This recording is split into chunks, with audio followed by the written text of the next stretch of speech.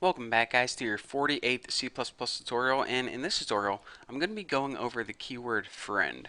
So basically every class can have friends, and a friend of the class is something that's totally separate from the class, but it still has access to the stuff inside your class like your variables and your functions.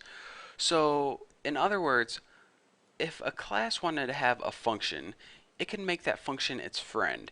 And now that function had access to the variables and the functions inside the class. Pretty cool, huh? So let's go ahead and take a look at it.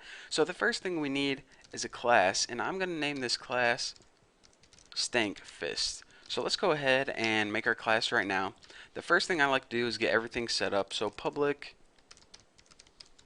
and private. So this class is going to have one private variable, an int stinky variable. So now the only thing that has access to the stinky variable is whatever is already inside this class. So first of all, let's go ahead and build a constructor for this Stankfist, and all this constructor is going to do is take that stinky variable and set it equal to 0. So now as soon as you create a Stankfist object, and make sure I capitalize that, consistency on my fist, it's going to take this stinky variable and set it equal to 0. Simple enough. So now what we need to do is we need to build a function.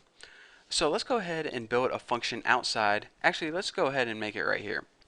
So in order to make a function your friend, the very first thing you need to do is prototype it inside your class. So go ahead and put void.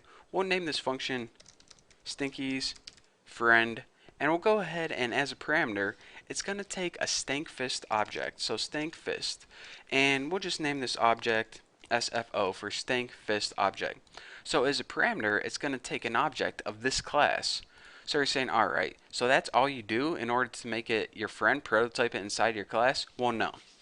In order to make this function a friend of this class, before the prototype you need to type the keyword friend.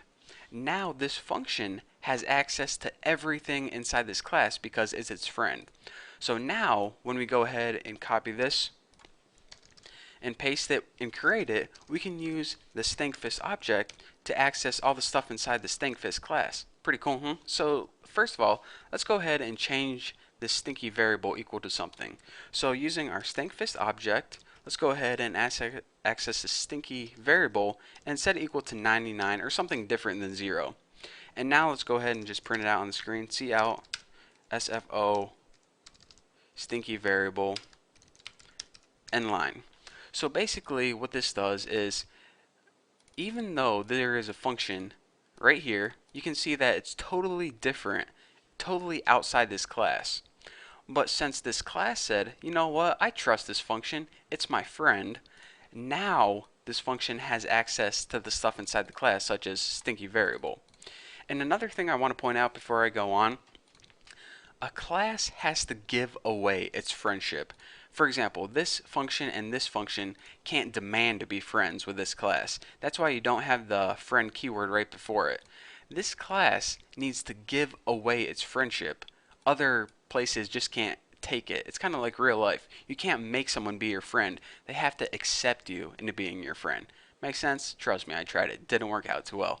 So let's go ahead, and now that we got everything set up, we can begin using this in main.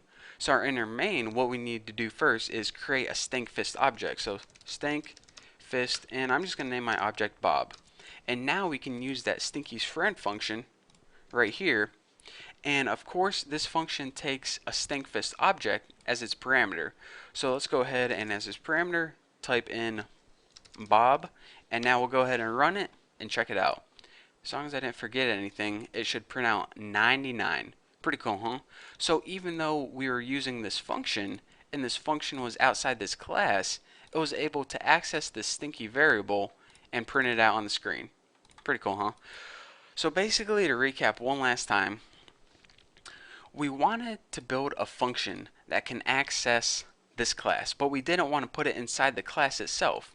So instead what we decided to do was make this function a friend of the class. Now whenever this function tried to use the variables and functions inside this class, it was able to because this class said, you know what, you're pretty cool, you can be my friend. So then we made a function that took a Stankfist parameter as its object. So the first thing we need to do is create a stinkfist object, and we pass it in as its parameter, and then it had access to the stinkfist class. So that is basically the I don't know, the lesson behind this tutorial. Whenever a class wants something to be its friend, it can access the members of that class. And aside from that, a class has to give away its friendship.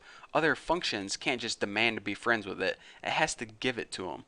So there you go. That's what friend means, and that's why it's useful. Again, this is a real simple example, but later on, I'll show you guys how it's really useful. So just stick around and you'll see. So thank you guys for watching. Don't forget to subscribe, and I'll see you guys in the next tutorial.